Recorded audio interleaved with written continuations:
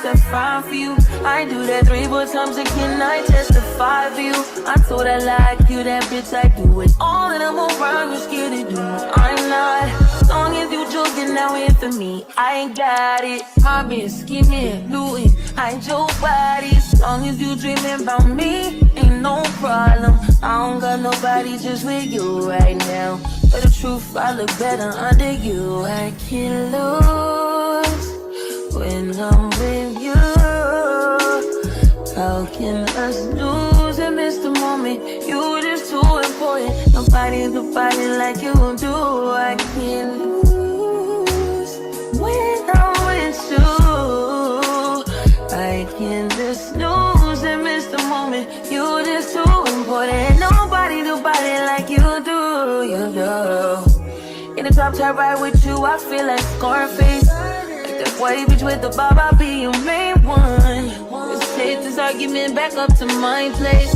Sex remind you I'm not violent on you day one.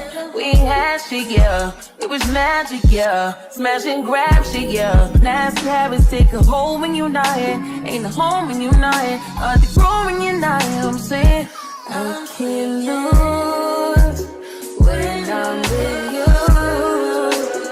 How can I lose and miss the moment?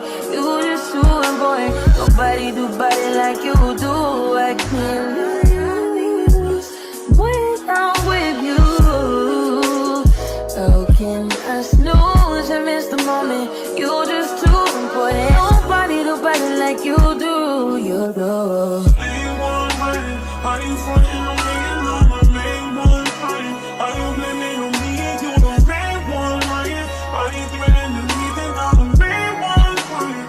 Just tryna be your everything, main one crying. Are you frontin' on me and I'm the main one crying? Are you blaming on me and you the main one crying? Are you blaming on me and I'm the main one crying?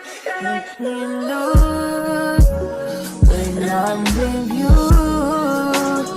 How can I lose and miss the moment? You just too important. Nobody do body like you do. I can't lose when I'm with you.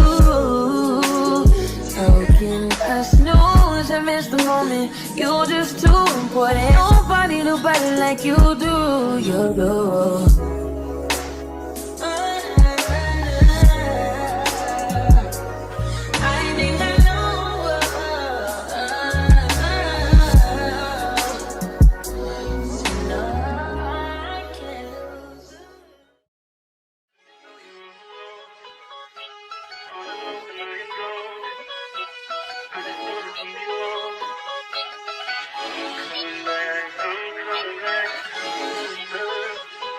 Look at her.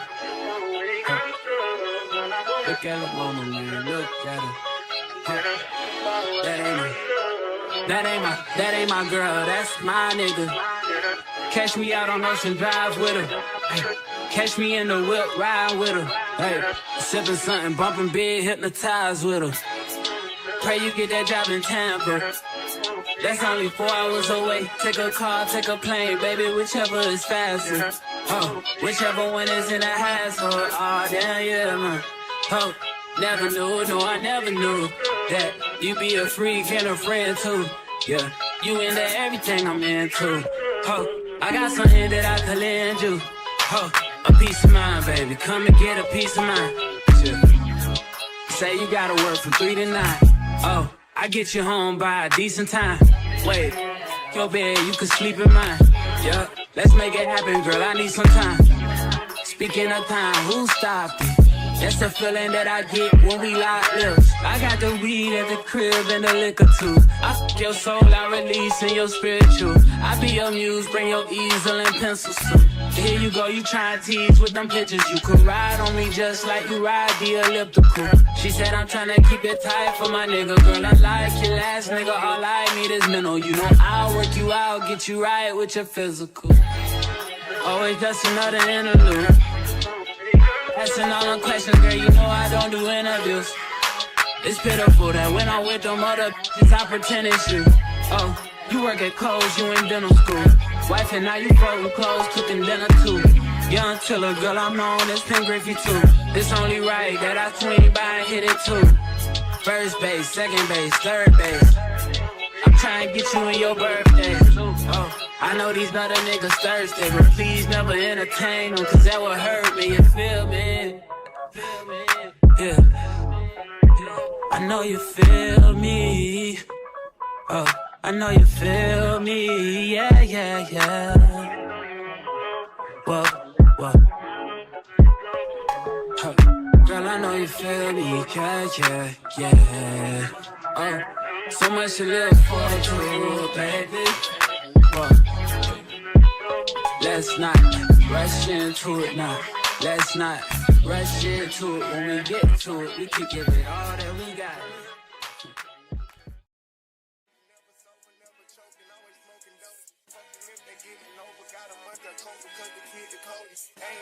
Maintain it, safe to say the kid get older. Forever gang, I'm never switching over. Made a lane and niggas can't get over. I can't mess with rappers, they be bogus. Rather get the pack and keep it open. Big dripper stand up in the ocean. Everybody trapping, we get lost. He ain't focused yet, but he ain't got motion. Made a half a ticket, not promotion. Shout out Sushi Sweet and keep me rolling. But if we get the op, we gotta slow. Ride around with Drake, like we OVO.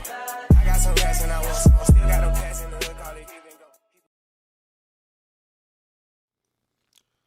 Yo, what's up, chat? What's up? What's up?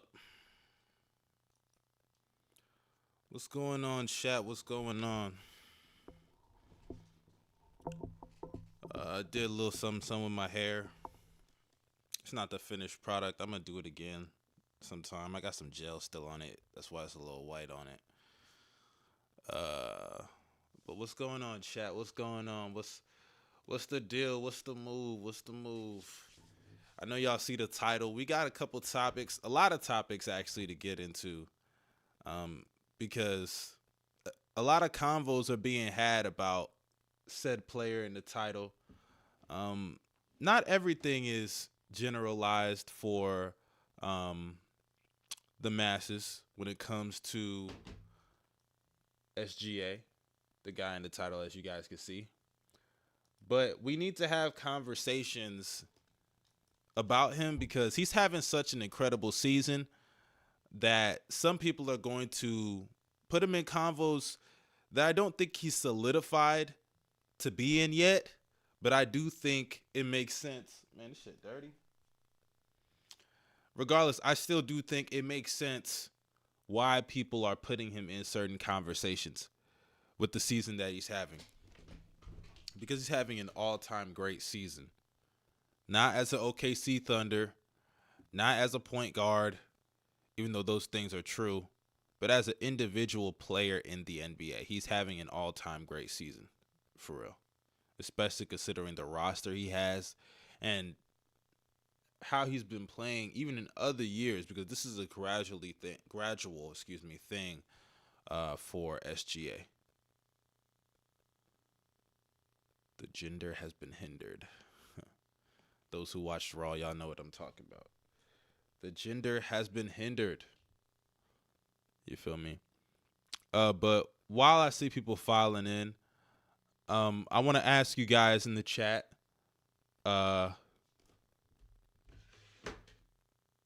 Let's see. Let me throw up a poll.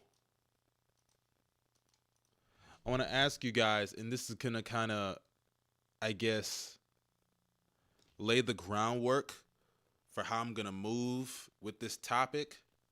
I want to ask you guys, where do y'all rank Shai as a player?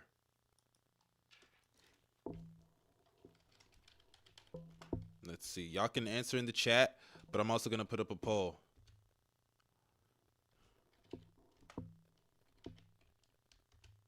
My scalp is tight.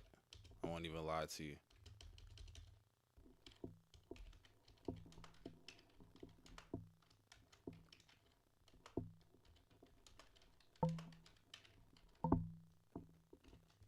There you go. Top 3. Y'all let me know. A double hairline? No, I actually got my chop. Then randomly yesterday, I was chilling with Shorty and I was like, yo, let me get some braids.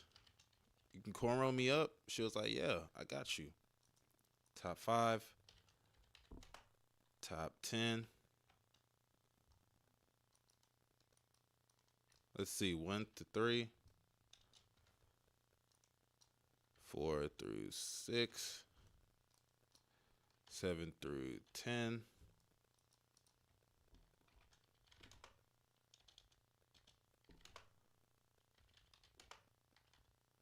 I'm gonna put up a poll so you guys can vote.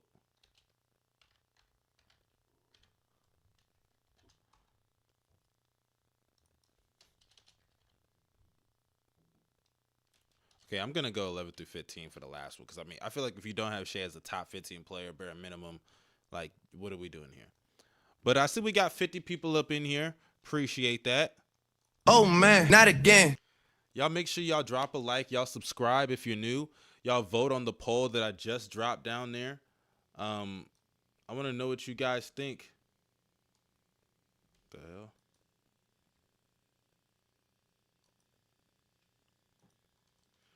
Let's see. I want to know what you guys think.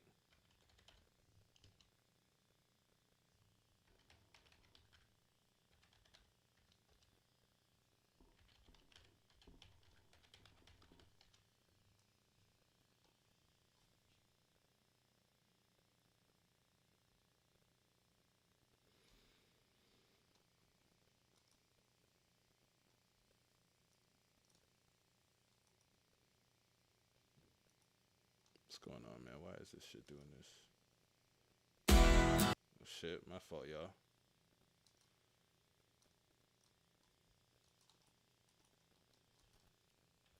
Either way, chat, I want to know what you guys think. The poll is right here. You guys can let me know. Let me know what y'all think about that.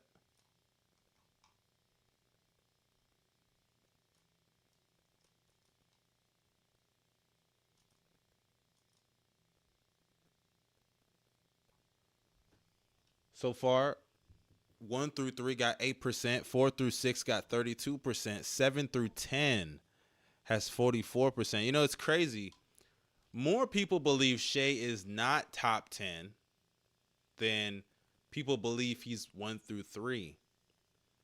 I think that's actually kind of interesting. Because if you see the title, of course, it says, is Shai Gilgeous-Alexander getting overrated? But yet, I see people saying, some people, not all, but some people saying he's not even top 10. That's kind of interesting. That's interesting. Because, you know, if you go online, there's like a debate of a lot of people saying Shai is saying he's overrated. And some people even putting Shai in convos that I think are a little premature, but I understand because of how great of a season he's having in comparison to certain guys that they are putting in those conversations. I see a comment from Nadine Marcus. Shai shares the #1 spot with Jokic. But while I let you guys continue to vote, I'm going to pull up the basis of the stream, or at least the title of the stream. Appreciate y'all for being here. We got a good amount of people in here, so I might as well get to the nitty-gritty of this conversation. And let me show it to you guys. So there's a couple of tweets I've been seeing from, I guess, like, I would assume these are Thunder fans or SGA fans. This is a game.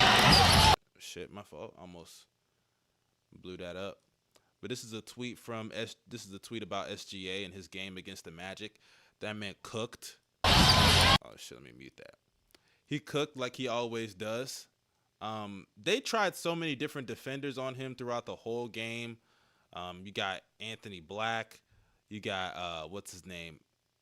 Gary Harris, Paolo, all these dudes they tried putting on Shai.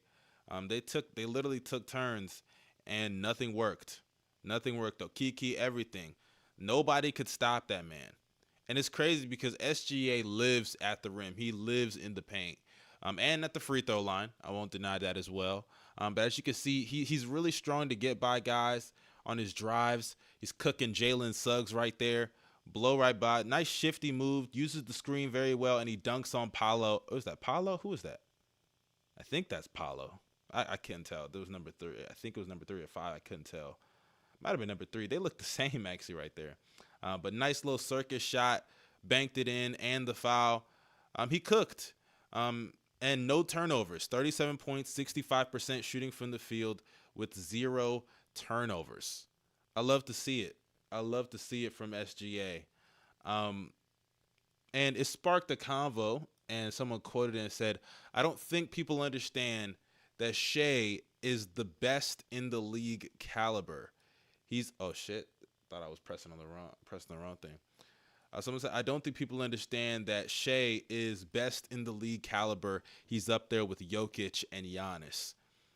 And when I saw this tweet, I was shocked. I was shocked that there was somebody out there who actually believed that. And don't get me wrong. I think when we're talking about the MVP race and where certain guys rank in that conversation, that he's up there with a lot of players. He's up there with guys like Jokic, Embiid, Giannis. He should be in the MVP conversation.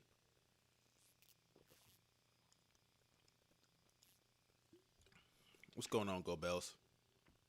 I might just make you a mod, matter of fact.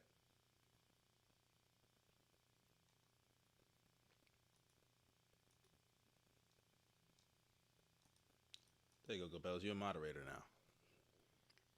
But my only thing with this is like Jokic, Giannis, when we're talking about best in the league, that's a conversation that's very dictated off of not only what you do in the regular season, but what you do in the postseason. And I don't understand why Shai is given that grace to be best in the league caliber when, since he's been an all-star caliber player, Shai has not even been in the postseason. He's not been in the playoffs. We don't know how his game will translate, especially with the supporting cast that he has. Let me enlarge. We don't know how Shai's game will translate in the postseason, especially with the supporting cast that he has. We don't know how those guys that are his contemporaries in that conversation or around his range in the league are also going to play come postseason time. And the best in the world convo is not dominated by one person. It has not been dominated by one person for a long period of time in the league since LeBron. And since LeBron kind of came down, not even kind of, since he has come down from that role in the NBA.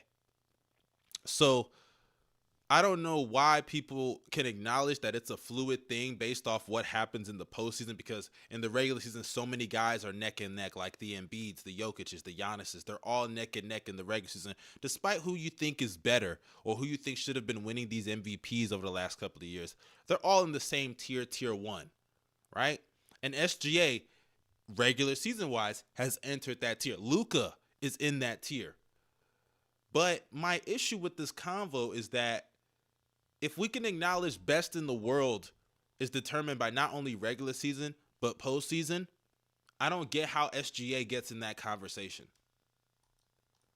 I don't see how he gets in that conversation because we don't know how his game will translate. Do we have a accurate, not accurate, but somewhat of a guess, an estimate? Sure. But we cannot put him in best in the world convos. Niggas talk about Giannis, Jokic, Embiid, Shai's in that convo.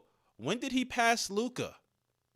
Luka is, in my opinion, a far superior offensive player. And come postseason time, we know what Luka brings to the table as one of the best playoff performers we've seen over the last handful of seasons. We know he rises up come playoff time. We don't know that about Shai. If Shai just drops off a little bit and Luka does his normal playoff rising, is it even a conversation?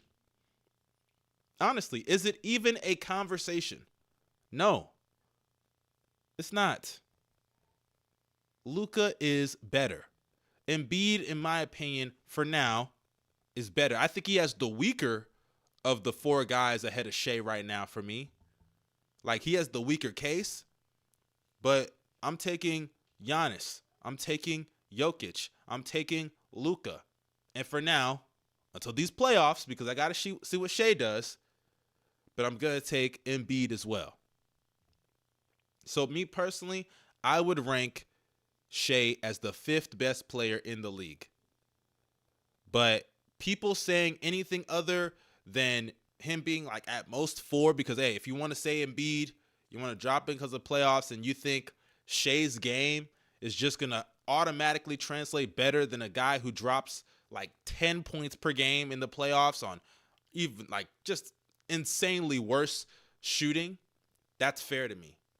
That's fair. To some degree, that's fair. I can understand the rationale because you're giving him the benefit of the doubt that he's not going to drop off worse than one of the worst playoff droppers we've ever seen in Embiid. That's fine. And Embiid has played like a good amount of less games. But those other 3, Jokic, Giannis, Luka, I feel like they're stamped as my top 3 for now until I see otherwise come postseason time.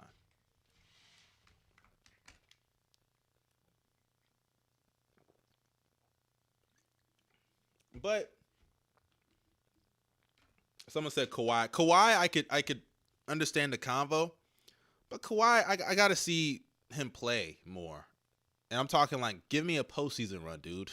Like, Kawhi doesn't play enough. And Kawhi, for the first part of the season, wasn't playing that well. Came off a meniscus tear, had to reacclimate himself. He wasn't playing that well. And Kawhi's in a much better situation than Shai is. Kawhi right now, I don't want to hear his name in the convo for now. I just don't. I don't want to hear his name in that conversation. Until I come playoff time when he actually puts forth, Kawhi performances, right? When he cooks in the first round against those bad defenses, then turns into, Kobe Bryant in the second round with some clutch performances and shots. And then, I'm not saying it's inevitable, but injuries for him, it seems like it is. So yeah. Cobell says CJ McCollum. What is he talking about? He's talking about Kawhi. Oh yeah. Cobell's be calling Kawhi. Early in the season, he said Kawhi was putting up them CJ, the CJ McCollum stat line, the 23 points per game, 56 true shooting. Cobell's is such a goofball. Someone said, give me healthy Dame over SGA. You see, that's the crack. How, Sway? That's the crack I'm talking about. I need that. I need that crack. I need that crack. On God, I do. But another thing I saw about SGA, because it's not just about where he ranks in the league right now, but also where he ranks in Thunder history. Seriously, I'm seeing people put Shai in these convos, and Gobels, you're here. I want to know what you think about this tweet that I'm about to put up. Look at that. Someone said, is it fair to say that Shai is better than Russ or KD ever have been or will be? This is crazy to me. This tweet is crazy to me. And let me scroll down because he supported it with PER. PER 23-24 SGA 31. MVP Russ 30.6. MVP Durant 29.8. Nigga is using PER. This is crazy to me. But this is the take. And I think this is crazy because let's establish something here. We saw, at least let me excuse Russ for now. Let's talk about KD. Kevin Durant, for those who don't know, if you look throughout his playoff resume in OKC, it's actually, in my opinion, very underrated. Sure, yes. Did he fold a lot? Absolutely. Abso-fucking-lutely. KD was a folder. I'm not going to deny that. But at the end of the day, KD faced a lot of elite defenses come postseason time, and he was still fairly efficient. Facing defenses like the 2014 Spurs. Well, all those Spurs teams, even 2016, right? The Grizzlies. On top of that, You got the Warriors. These are 3 elite teams he was facing a lot consistently, like every postseason. He was facing elite defenses going out there 58, 59, 60 true shooting. Sure, was it dropping from the regular season KD? Of course. Of course. Shit, she's calling me.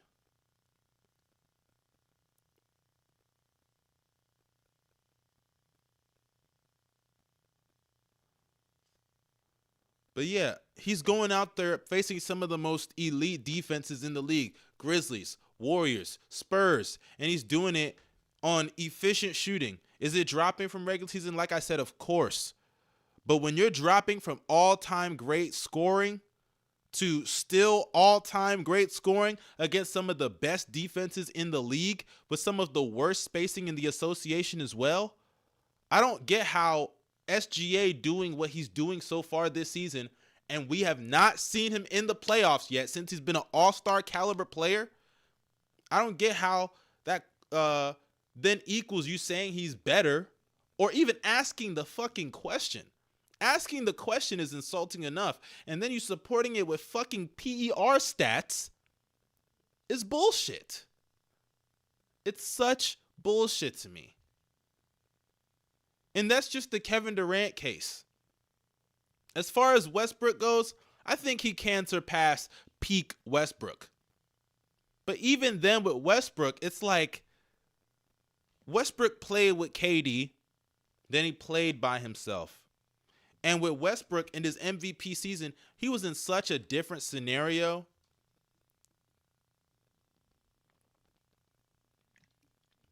That I think it's crazy for people to even compare.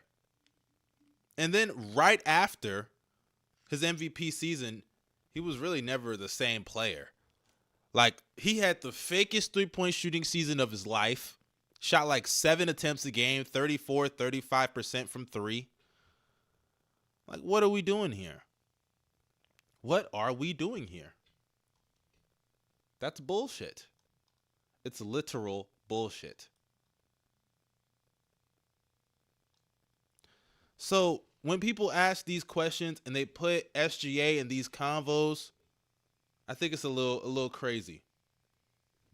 Someone said, I'm putting SGA over Tatum. Let me enlarge so I can get that clip. Look, when it comes to SGA versus Jason Tatum, I believe right now the safe argument to make is Tatum over SGA, because we've seen Tatum, even despite his shortcomings at time, with some of the best rosters we've seen in the league over the last couple of years, he still has produced at an elite level come playoff time. He's translated. SGA, he has not translated. And Tatum gives you more on the defensive side of the ball, being one of the best two-way players in the association. SGA is a solid defender, a plus defender, has made a lot of strides defensively this year, but he is not on the level of a guy like Jason Tatum. Just that simple. So for now, I do think it's safe to say that Tatum is a better player than SGA, or you would take Tatum in a playoff series or in general over SGA for now. But once playoff time comes and Tatum and SGA do lose, because I don't think either of them are winning a championship this year, but you never know with the case of Tatum. He's got the best roster in the fucking league. The bottom line is, at this moment, the safe bet is Tatum. It's just that simple. And also another thing with that convo that I want to say in favor of SGA, I'll give it to him, pause, is that SGA is having a better regular season. Like, it's very clear he's having a better regular season than Jason Tatum at this moment. It's clear. It's a very close convo, though. You can't just act like it's not close. It's very close. And I don't mind anybody really saying either or is better than the other, because I think there are very fair arguments for both players in that conversation. At least to me, there are.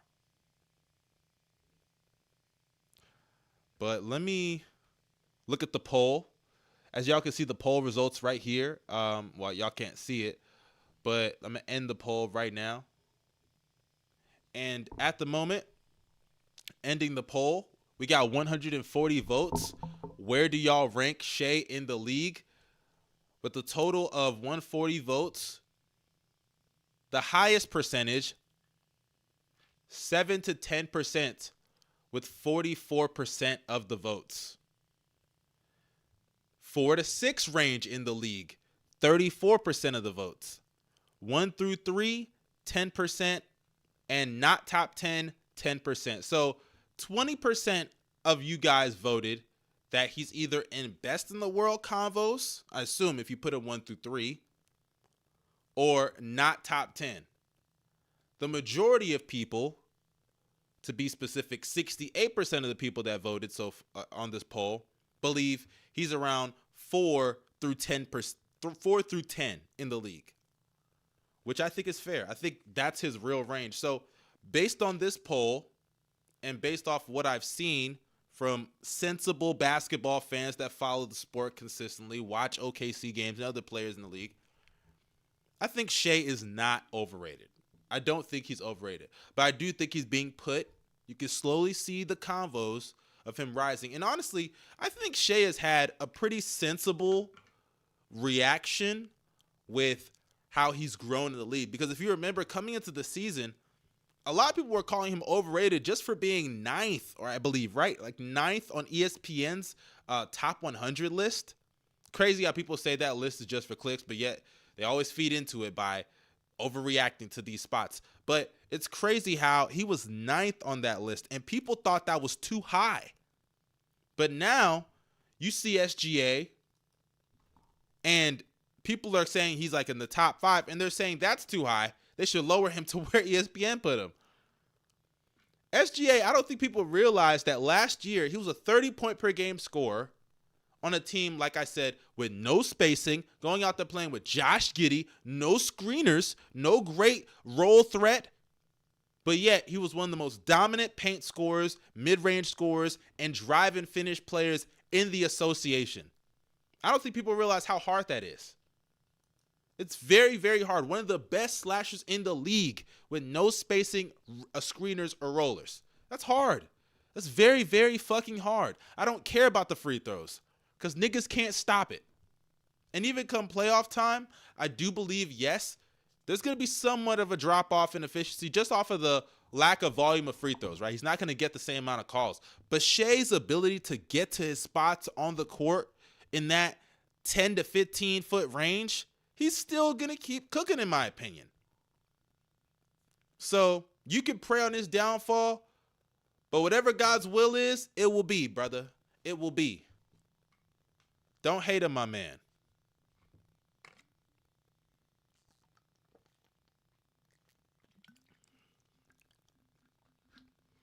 But let's talk about Shai's teammate, Chet Holmgren, who many people at this moment believe that Chet is the rookie of the year, and that Chet not being put, I don't know if he's number one. Let's look up rookie of the year ladder.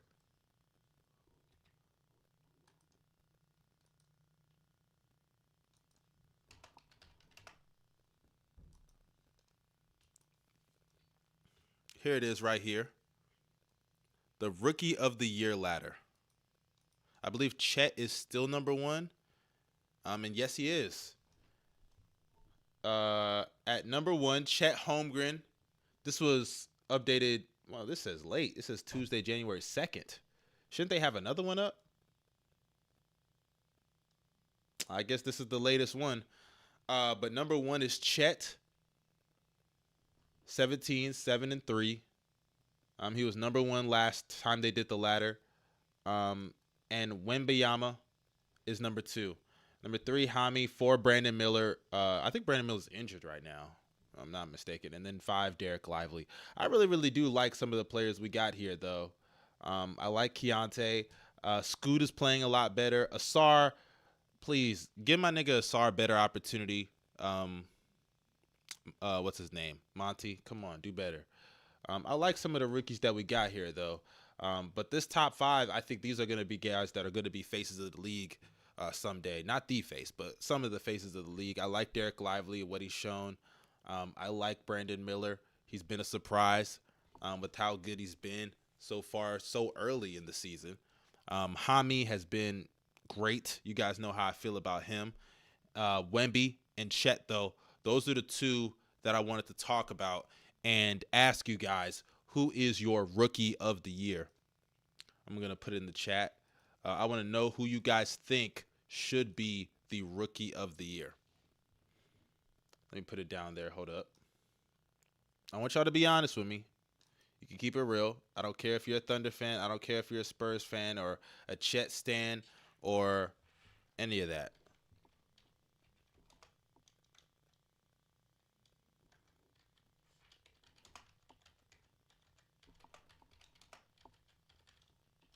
Let's put it in the chat.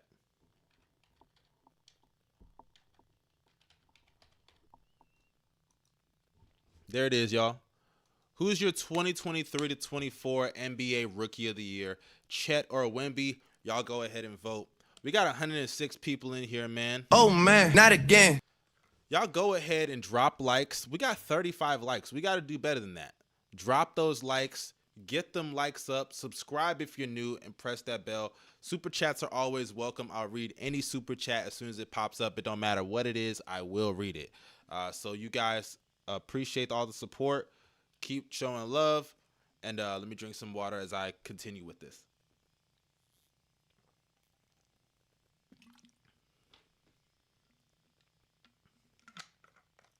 Oh, wow. It's neck and neck right now. 30 votes, 53-47. It's very close. You guys are really pushing for each other, for your players. But we'll check back on that poll in a second. Let's look up these numbers for Chet and Wemby, especially as of late, because I think this is a very interesting conversation that a lot of people have sparked. It kind of reminds me of the Ben Simmons and Donovan Mitchell convo because, you know, Chet did miss a whole season, and a lot of people are saying he's not a real rookie. You know, Wemby has the opportunity to do one of the funniest things ever by pulling up after, like, the season's over, like last game of the season or last week, whatever, and literally just wearing the Donovan Mitchell hoodie of what is a rookie, like the definition of a rookie, a player playing in his first actual season. That's going to be pretty interesting. If I think that would be very funny if he did that. Just hit up D Mitch, ask him where he got the hoodie from. You could probably design it yourself if you really want to. But here are their numbers on face value. And put it on the screen. Here's Chet's. Chet is insanely efficient, like uber efficient this year. It's pretty crazy. 18 points a game, 7 rebounds, 3 assists. Let me go to the full thing. 3 assists, a block and a half, 55% for the field, 39% from 3 on over 4 attempts a game, and 80% at the free throw line. That's a true shooting percentage of 65.5%. And then if you look at, like, you know, I won't even go to like the recent games because if you compare their recent games, I'm pretty sure it won't be as close. But here's Wemby. Here's his total box score. About 20 points a game, 10 rebounds, 3 assists, a steal, leading the league in blocks per game, 3.2 to be exact. 46% from 3, 29% from 3, or no, 46% from the field, 29% from 3 on around 5 attempts a game, 80 to 81% at the free throw line, and a true shooting percentage of 55%. Now, the reason this has become such a hot topic, it's been a topic all year, but especially as of late, the reason why it's become such a hot topic is because Wemby has been going ballistic. And let's compare it to Chet in December. Chet is averaging basically the same thing, 17 and 7. He's just doing it insanely efficient. I think the efficiency is the big selling point for Chet in this conversation. But then you look at Wemby, who we all know why his efficiency is the way it is, and we'll get into that in a second. But despite that, Wemby since December, 20 and 11, 4 blocks, 49, 32, 78. But if you look at the also recent stretch that he's been on, it's insane. 24, 9, 3, 4 blocks, 54, 33, 89 shooting. Like, we're talking performances here. 30 points, 7 blocks, 6 assists, 6 rebounds. That was the game against the Blazers earlier on, late last year in December. Followed that up with a 21-point game, 7 rebounds, 3 assists. We got another game here with 27 points, 9 rebounds, 5 blocks and a steal, 55% shooting from the field. And he just wrapped up back-to-back 26-point games with double-digit rebounds. And in the recent game against Atlanta, 5 blocks, 67% shooting from the field. And the game before that, the other game where he dropped 26, 64% from the field, made 2 out of his 3 threes. He just has these flashes and moments of greatness that's insane. Like the Laker game, right? They lost that game. It was a close game. But in that game, he and Anthony Davis went back and forth. And I think that's like the biggest takeaway from Wemby. He's got these games against elite bigs that are just insane, right? You got the block that he had on Giannis, which I could show actually, right?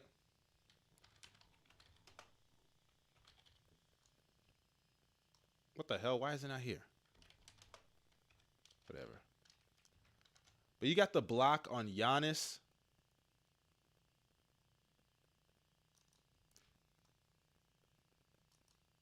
Like, look at that. Giannis tried to bully him a little bit. They get to the rim. They meet each other. And look at that. Look at that block.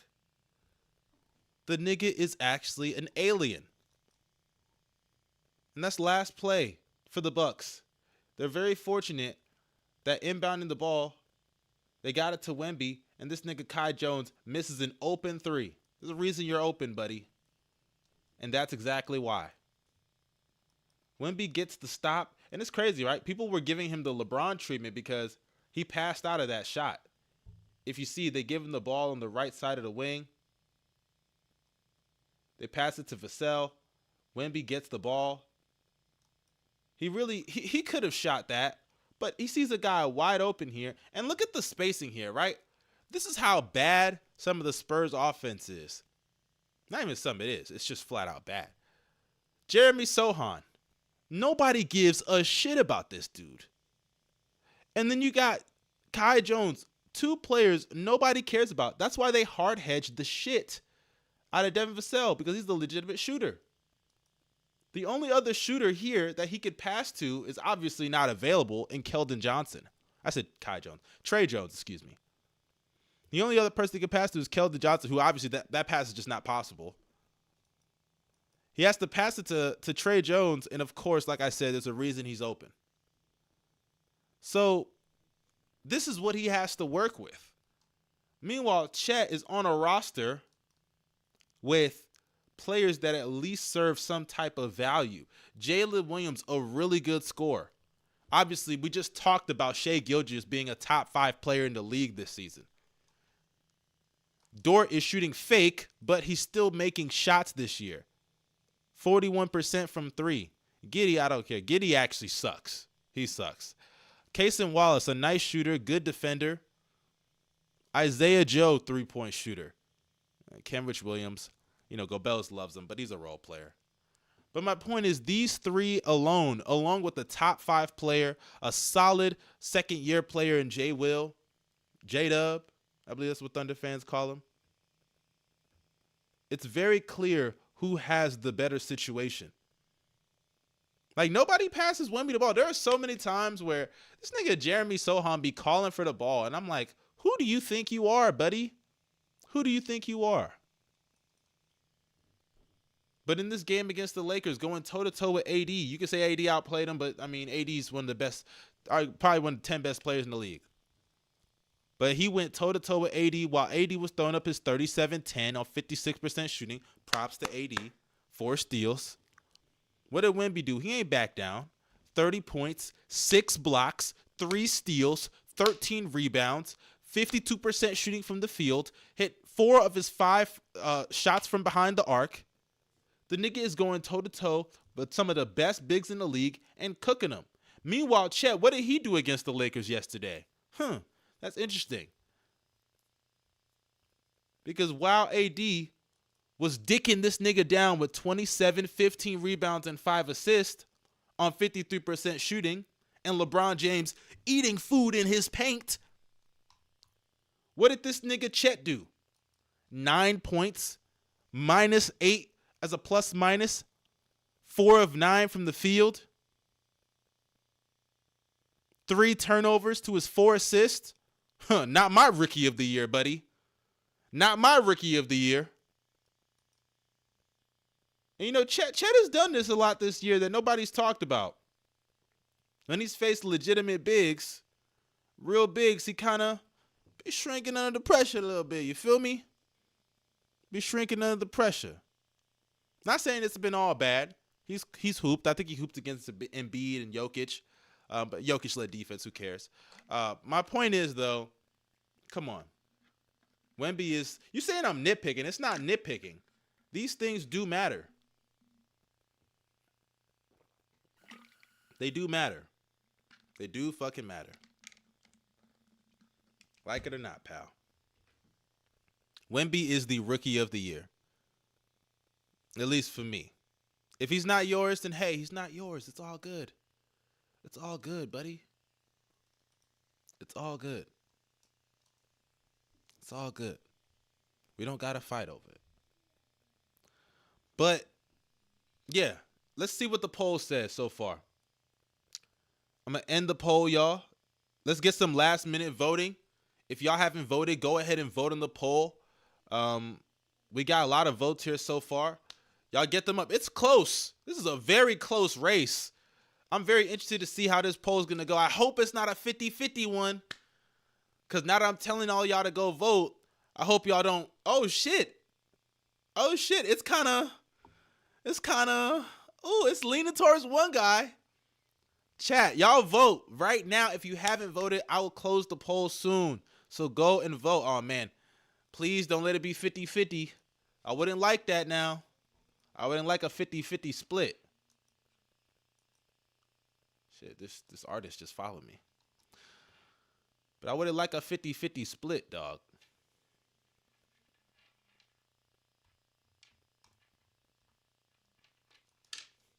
But while you guys are voting, I'm actually going to look up this next segment because this shit is so funny. Damian Lillard hit a game winner on the Kings. But before we get to that, let me end the poll. Poll results are in, and that is it. So with 87 votes total, the rookie of the year so far from you guys in the chat, from my watchers, on the 2023 to 2024 MVP, winning 51% to 49% of the votes. The winner is Victor Wembanyama. Victor wins in a nail biter at the buzzer. It's crazy because when I checked it and I told you guys to go vote real quickly, it was like Victor 51, Chet 49. Then it swung the other way, Chet 51, Victor 49. Then it went to 50-50. I was like, bro, please don't let it end in a tie. Then I ended it, and I seen Victor won 51% to Chet's 49%. And that's okay. You know, like I said, this is a very close race. You know, I was doing all this talking about Wemby. Let me not do this because even though Chet has players on his team, it's not like Chet, what he's doing is not remarkable. Both of these guys have had an impact on their teams. Chet is a good play finisher. Chet and Wemby, neither of them are great screeners, though I do think Wemby has improved as a screener. But as a roller, Chet is one of the most efficient role finishers in the league. I think he's like 90th percentile in roll efficiency. He's a good passer. On top of that, the rebounding, it could be better. That's where I give the edge to Wemby, obviously. But he's a better shooter. Even though Wemby's don't got the best spacing, Chet is a better shooter. And defensively, good shot blocker, nice laterally, good length. I like what Chet does. Chet is he's a great rookie. Whether he missed the season or not, he's a rookie, okay? That's just how the award works. That's how it goes. Ben Simmons won like that, and Chet could win like that, and I'd have no problem with it. I don't care about that little rookie shit. So Chet has a legitimate case, and I think something should be made for the fact that he is somebody that is coming in as a rookie and contributing, being arguably the second best player on a top 3 team in the Western Conference. There's something to be said about that. There's definitely something to be said.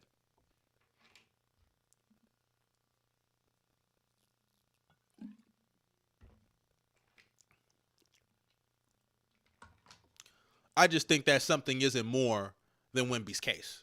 Because Wemby, in my opinion, is still the fucking rookie of the year. Plain and simple, buddy.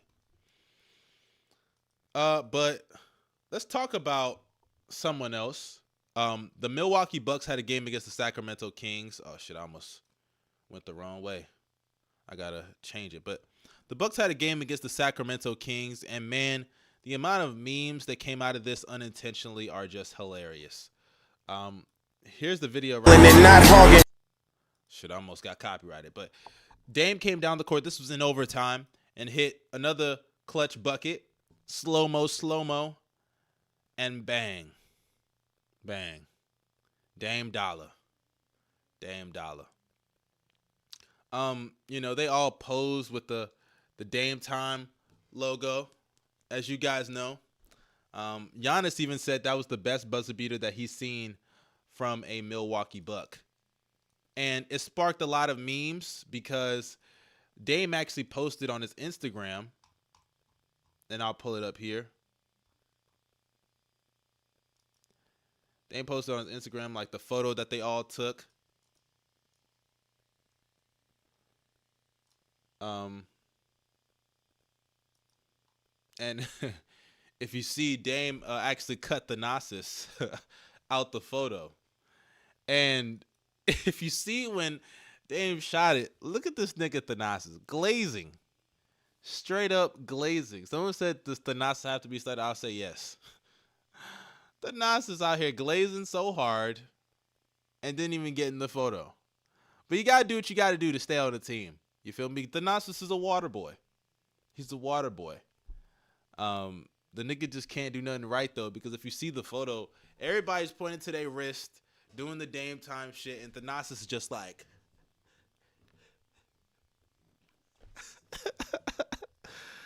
Oh, Thanasis is so funny, bro. Thanasis is so fucking funny. Oh, he's so funny. And even niggas dropped the memes of Thanasis. Niggas dropping compilations. And I don't think niggas knew how bad Thanasis is because these clips didn't shock me in the slightest. They didn't shock me in the slightest. If you've watched some Bucks games, granted, he's playing in a lot of blowout situations, things that don't matter, end of halftime, whatever. But look at this shit. This shit is so funny. That's a nice work. Yes. That ball ends up out of bounds. Antetokounmpo looking inside Thanasis. What did he do? What is he doing? First of all, let's start from the first clip, right? I think he thinks, I don't know, I think that's George Hill. He thinks he's coming behind him. The nigga just throws it out of bounds. Let me mute this. He goes up. I don't know what he's doing here. He's not even close to the rim. Nigga hits the side of the... I've never seen a layup hit the side of the backboard. That's a new low. I mean, maybe like a floater, but like a literal layup? Come on, what are we doing here? What are we doing here, buddy? Here he is on Gobert. Who do you think you are? Pal. Look at him. No footwork, no game. You're not Giannis, buddy. I think this is valuable minutes, too, because look at who's on the court, right? You got Gobert, you got Royce O'Neal, you got Giannis, and Donovan Mitchell. So this is actual real minutes here, I assume. And nigga thought this was a good shot to take. Oh, my God.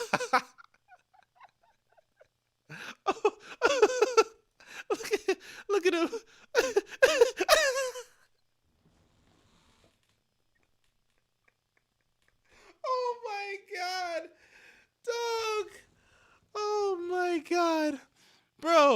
I love Thanasis. Don't get me wrong. This not even hate. I see somebody saying Thanasis hate is corny. It's not even hate. The shit is just funny. The shit is funny. Oh my God. Oh my God. This nigga should be thanking Giannis for his spot in the league. Oh my. And then okay. Okay, come on, Thanasis. What's he up to? Oh, he got the board.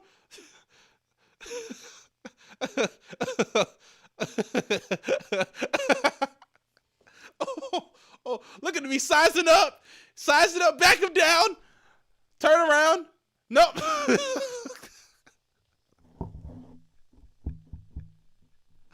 Dog, this nigga is hilarious.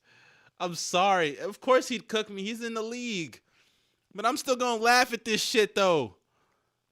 I'm still gonna laugh. This is insane. He's asking for the ball. Throws up a full court. Holy shit. You know, I'm not going to kill him for that because, I mean, it's a full court shot, whatever. I remember that Jared Jack? You know, he just throwing some shit up. He wasn't, you know, whatever. Then again, he did. It looked like he called for the ball. Did he? I mean, of course he's going to call for it, but whatever. I'm not going to kill him too much for that. Oh my, okay, that was crazy. This is insane. Dude, there's nobody guarding you. How do you even miss that? Man, that's crazy. That turnaround hook.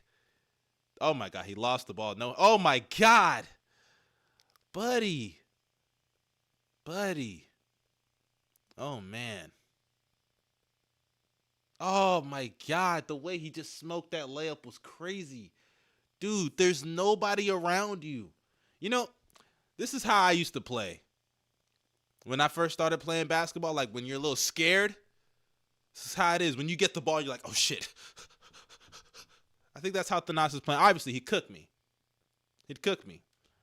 But relative to comp, I'm better than him. Relative to comp. When I'm playing niggas that are as good as me, niggas that hoop at, you know, LA Fitness, I'm better than this. This is insane. Smoking layups is crazy. Relative to era, I'm better than Thanasis. You feel me? But this is crazy, though. This is crazy. Okay.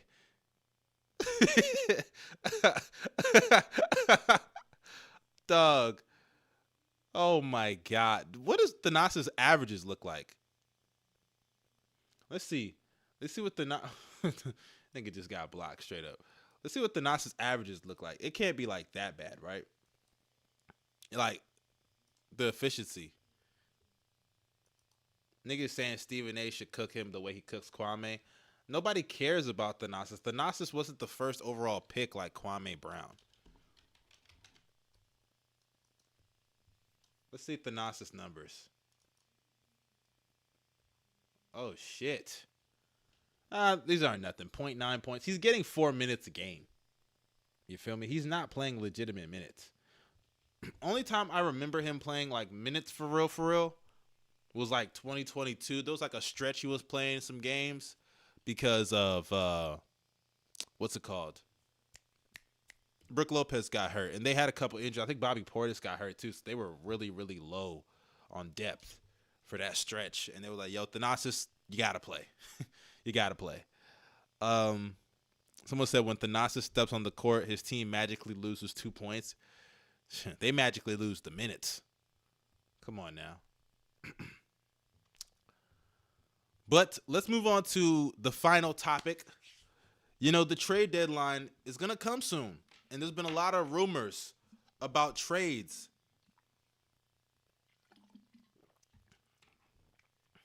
And I want to know, what is the perfect Pascal Siakam trade package? Someone said Thanasis had a 30-point game. Are you serious? No way. No way. Hold up. Thanasis scored 30 in the league? No way. Why are you lying? Did he? Hold up. Oh my God, he had a 23-point game before. Wow. But where's the 30? I want to see him, see if he really dropped 30. Oh my God, he had a 27-point game against the Cavs. A blowout, but against the Cavs. Oh my God. But where's the 30-point game though? 14 point. Oh man. Hey, look. Oh, okay. I think they're just talking in the chat. Whatever. I was about to say, Thanasis scoring 30 is crazy. If he could score 30 in the league, I could give you at least 10. No cap. I could give you 10. It was 27, Bogues. It was 27. But if Thanasis ever scores 30, I could give you 10 or 12. Come on now. That's just not possible.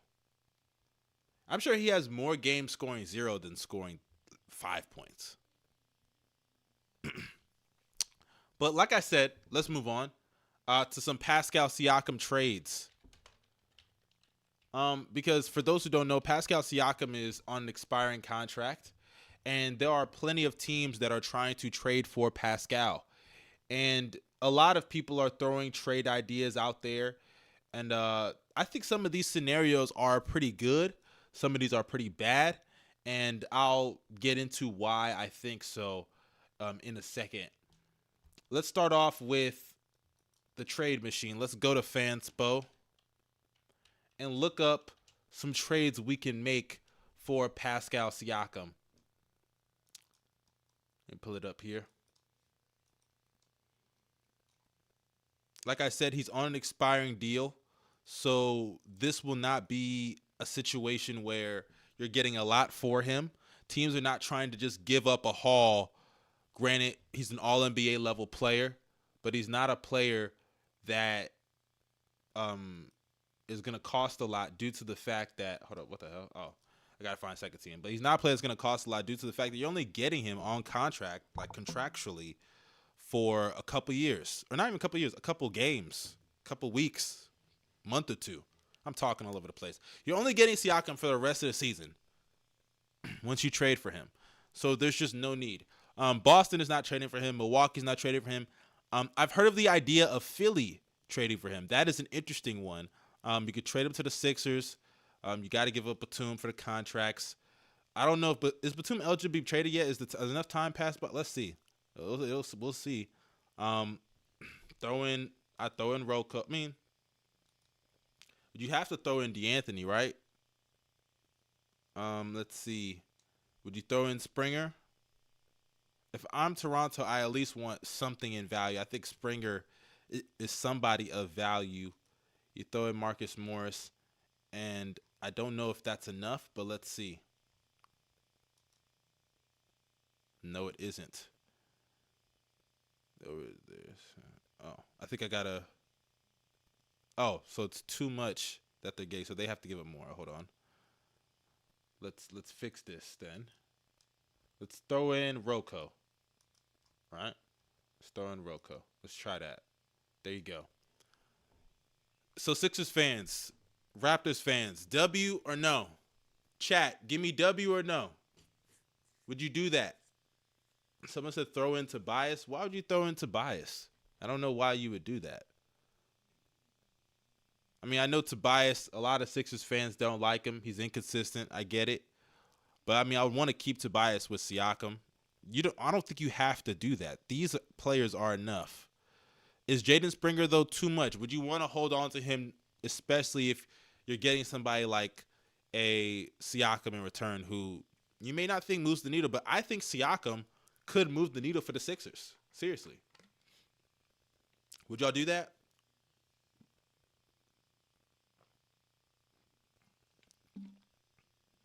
I'm seeing L. I'm seeing no. I'm seeing W. Someone said throw in Embiid. Obviously, come on now. Let's be serious. We're trying to have a legitimate conversation here.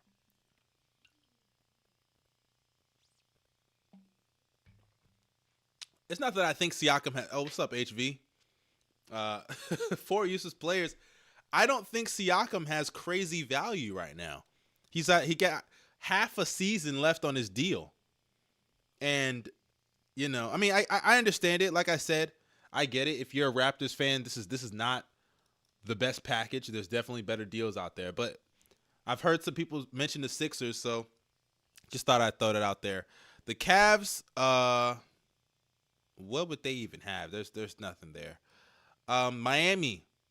I don't think Miami will go after Siakam because I think Miami should be waiting for a guy like Donovan Mitchell to want out. They should be waiting for a guy like D. Mitch to want out. I don't even think Siakam fixes a lot of their needs. So that's not happening. The Pacers is an interesting one. Many people have brought up Siakam being traded to the Pacers. You'd have to throw in Bruce Brown just for the sake of contracts. Even though I really like Bruce Brown on that team, but hey, you'd have to throw him in. The thing is, right, I don't get why I throw in any young player of legitimate value that I think could be a real promising piece. Because I've seen people say they should throw in Jarris Walker, and why? Why would I do that? I throw in Jalen Smith for sure. You're not getting anything of crazy value from me. I'm sorry, it's just not happening. You could take Jordan Nwora. You could take all these other niggas. Hell, I even throw in Naismith. I think Naismith is solid. I think Naismith's actually a good player. That's all I can give you if I'm the Pacers. I don't want to throw in Jarris Walker. I actually really, really believe in him. I think Jarris Walker is a really solid player. For half a season of Siakam, I'm not giving up a guy who could become an all-star one day. I think he has legitimate all-NBA level value one day. He could legit get there. That's how high I am on Jarris Walker. I watched him at UH. I go to UH. I watched him during the tournament. I watched him during the season. Jarris Walker is really solid to me. If you don't value him like that, fine. Fine. But considering you can just get the nigga in free agency and add him to the team, I'm not giving up crazy value for him. Now, I don't even know if would this work? It would. This is the most your niggas are getting. And I think this just shows it's not just about Siakam contract, but I also don't think Siakam's just not a player that you pull the trigger on unless you know for sure he moves the needle on where you want to go as a franchise in the future. And I don't think that this trade, I mean, this is a trade for the Pacers that benefits, but for the Raptors, do you really like this return? Raptors fans, you like this return? You like Bruce Brown, Aaron Naismith, Jalen Smith? I think these are actually solid pieces to put with Scotty. They're not bad, especially I like Bruce Brown and Aaron Naismith. And I think Jalen Smith is solid as well. Jordan Nwora, you know, whatever. But as a Raptors fan, do you like that? What y'all think, guys? W or L? W or L trade? Y'all let me know right now.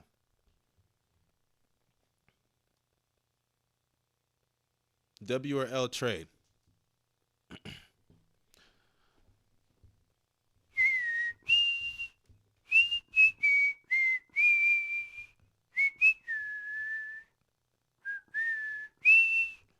What y'all think, chat? W or L trade?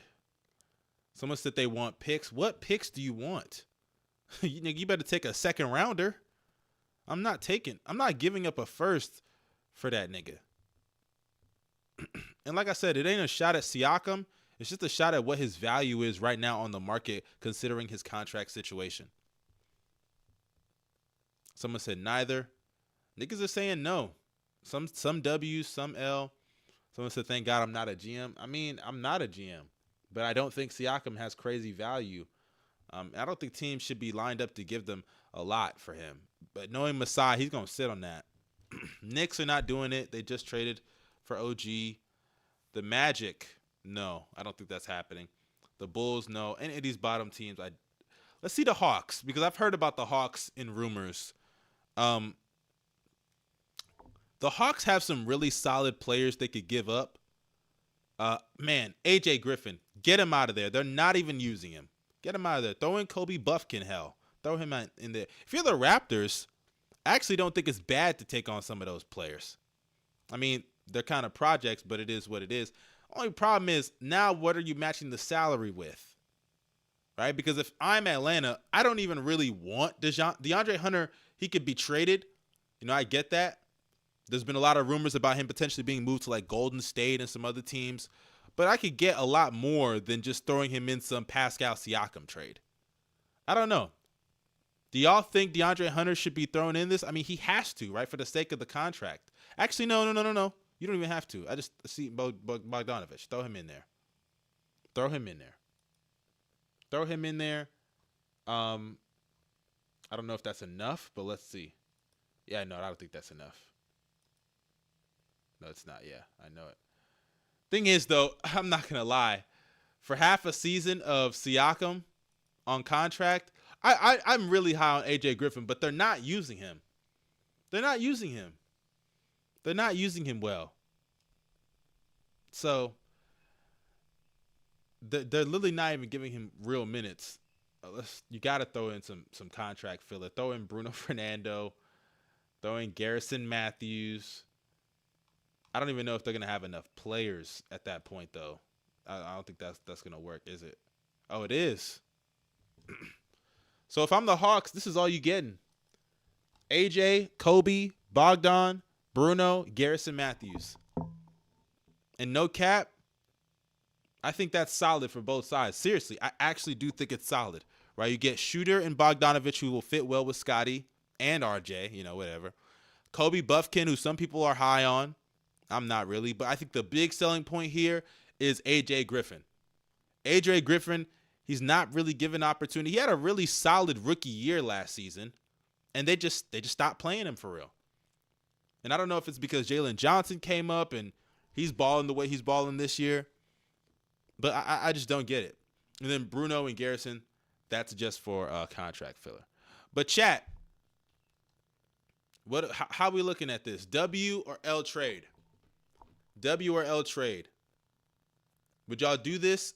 And if not, which side says no and why? I want to know what y'all think. W or L trade, y'all. Someone said, is Kyle Lowry a Hall of Famer? Of course he is. Of course Kyle Lowry is a Hall of Famer. But yeah, chat, let me know. W or L trade?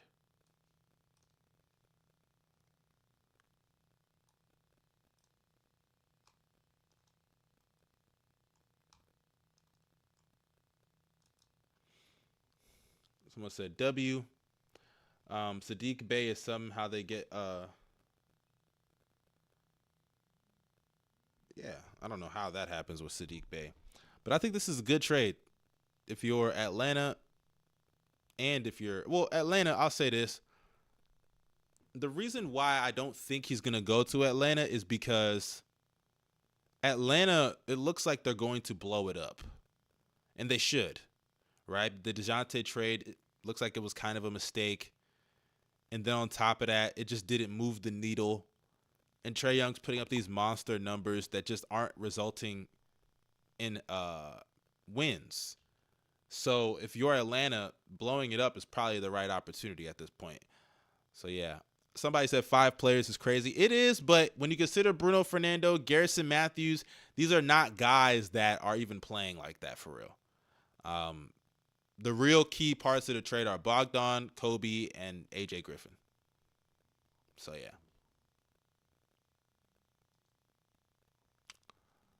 Let's move though. Let's go to the West. Let's go to, I've heard people say OKC. I don't think that's happening. Minnesota, I don't think that's happening. Minnesota? No, that's not happening. They're not doing that. OKC, no. Denver, no. Clippers, no. Pelicans, no. Right? No. Kings. The Kings have already withdrawn themselves from it. And I think also another thing about it is Siakam has said he wants what is it again? He wants a max. So I don't think that's happening. Mavs. The Mavs are a team that I've seen on the rumor mill. You throw Siakam, you give up, let's see, Rashawn, right? That's a contract right there. Grant will. Let's see if you can give up other pieces other than Grant. You better take Seth Curry, buddy. And no cap, let's throw in Jaden Hardy. Let's do it. I don't know if that's enough, but we'll see. No, it's not. No cap. You're going to have to probably give up Grant Will. Just for the sake. Or, no cap. I don't know. Because Jaden Hardy I like. Right? But if you're Toronto, you want him. Right? I assume you want him. Either him or Josh Green. I don't think Siakam has enough value to give up Josh Green. And Hardy hasn't even really been playing great. I mean, I just looked up 37% from the field. So throw in Grant Will. Yeah, I'd say yeah. This should be fine. Right? Yep. So is this good? If you're Dallas, you take Siakam. You even move some contracts, right? Like you move off Grant Will, you'll get cap space, right? You move off Grant Will, Rashawn, Kleba, Curry, Hardy. How y'all feeling about? Or actually, no. Let me do something better. Remove Grant Will and throw this bum ass nigga in there. That's better. Yeah, get him out of there. So that way you'd have a lineup of Luka, Kyrie, Josh Green, Siakam, and then what's his name? Lively. The only thing I don't like about this trade is that one, the fit with Siakam, Kyrie, and Luka, it's not like a seamless one. And also, I don't think Siakam moves the needle for the Mavs. I don't think he moves the needle. And that's no disrespect, but the Mavs are a mid-pack team, mediocre playoff team, like around that 5 to 8 range, lower seeded playoff team in the West. What does Siakam change for them? They don't move into that elite level class. Maybe he does. Maybe the fit is a lot better than I think, and they do move into that elite class, but I don't see that happening. I don't see that happening. I'm sorry. But like I said, this is a deal that if you're Toronto, you get Jaden Hardy, you get a shooter, Seth Curry, Kleba, Rashawn, Tim Hardaway, a shooter. These are just pieces you get. And Jaden Hardy is really the selling point. So yeah, that's that. Like I said, I don't know if y'all are noticing a theme, but the theme is a lot of these teams, the needle's just not being moved. And I'll get to that when I get to the conclusion of this part of the stream. Let's go to the Warriors, because the Warriors are obviously a team that was on the lookout for Siakam. This, I think, is probably the best package that fits both sides. Both sides will benefit here. Chris Paul obviously has to go. Let's get Kuminga out and Moody out. I mean, it's really what you have to do, right?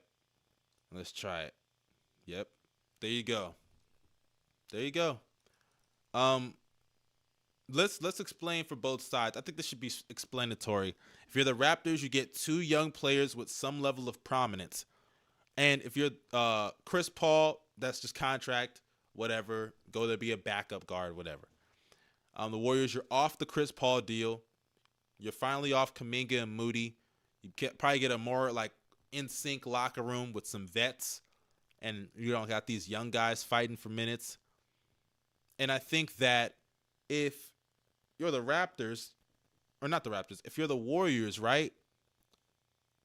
If you're the Warriors, I think what really helps them in this deal is that Siakam is somebody that paired with a guy like Steph Curry, Draymond, Clay, he's going to eat, he's going to get to the rim, he's going to score, he's going to work with that spacing that those two give him. He's a good passer. I think he fits well with that system. I think so. I don't think this is a bad trade. I don't, because Kuminga and Moody are not players that are going to get them firsts. They're not. Now, if you don't think Siakam is worth 2 young guys like this, that's fine. But how valuable do y'all think Kuminga and Moody are right now? Kuminga's actually been playing a lot better as of late, but right now his value is not crazy high. It's not. It's not crazy high. The only problem I have with this is that Siakam got 1 year left on his deal.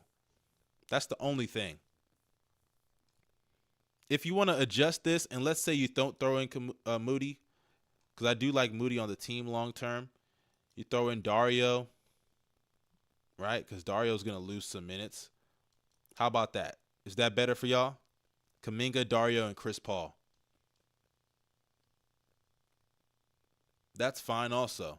Because maybe you don't think Siakam is worth, especially on last year of his deal, he's worth those two guys.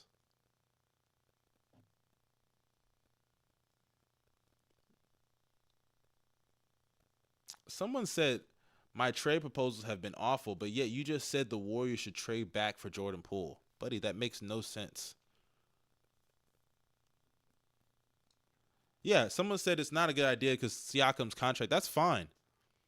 But that's why I gave you Saric and Chris Paul, and you can take Kuminga. It's really a Kuminga for Siakam swap at that point. But let me enlarge and let me get to the main point with this Siakam stuff. So basically, when I look at these trades, I think the takeaway I have from this is, one, thank God I'm not a GM, because these are just moves I'm just trying to make sense of. Some people don't like them. Some people don't like them. It's all good. I'm just trying to put my GM cap on, and I'm trying to move with the flow. You feel me? But all seriousness, I think these trades show me that Siakam, considering who he is as a player and what his contract is, he just doesn't have the value that I think a lot of Raptors fans probably think he does have. You know, he's had a pretty up and down year. He started off the year a little bit slow. On top of that, you know, he wasn't really used properly. Scotty Barnes is having his ascent while Siakam was kind of finding his way to start the season. And though Siakam has bounced back well as the season has progressed, Siakam's just not like the seamless fit that a lot of people think he is. I mean, if you look at his numbers this year, let's pull it up. Let me put it on the screen. Siakam's averaging 22 points a game, 52% shooting from the field, 32% from three, 76% at the free throw line, along with 6 rebounds and 5 assists. He's not really a spacer from behind the arc. He's a good finisher. I'll give that to him. Good passer. You know, he's shooting 73% at the rim, 40 to 41% from the mid range. But the problem is Siakam's jump shot, it's not the most consistent thing. This year, he's shooting around 40, like a little less than 40% on jump shots. You know, like it's not the most seamless fit. And defensively, you know, he's not going to make or break a defense. He's just kind of, he could be a plus, or he is a plus, but he's not like a massive plus. So, yeah, bottom line is, though, I just don't think Siakam is the seamless fit that a lot of people probably think. And on top of that, with the contract being what it is and his impact as a player being what it is, I don't think he moves the needle for a lot of teams to the degree that the Raptors are going to get a crazy return. They should have traded him at the start of the season. They should have traded him last season. The Raptors have been delaying the inevitable when it comes to this rebuild process. They have. When they overachieved 2 years ago in Scotty Barnes' rookie year, going to the playoffs and losing to the Sixers, that should have been light bulb moment. We got to move on from a lot of these pieces, whether it's building around Scotty, maximizing him, seeing what we have in him, or just we're not going anywhere and we're mediocre and we just need to bottom out. Whatever the thought process would have been, they needed to make that decision then, because it's better to make these moves and be too early with it than be too late. And now they're in a situation where they're mediocre. They're probably not going to make the playoffs. If they are, it's going to be through the play-in, and they're going to lose in the first round at best. And purgatory is the worst spot to be in sports. Not just basketball, but in football, soccer, whatever. Purgatory is the worst. You don't want to be not bad enough to where you can't tank, and you don't want to be not good enough to compete. Being in between that is just the worst shit to be. And I say that from experience. I'm a Bulls fan. You guys already know what I'm alluding to. So yeah, it is what it is there. But this was a good stream. I appreciate you guys for showing up and showing out. Y'all always show love. Make sure you drop a like on this stream and also subscribe to the channel if you're new and press that bell for post notifications. It's your boy Young Mustard signing out. Y'all stay safe and have a great day. Peace and blessings to you.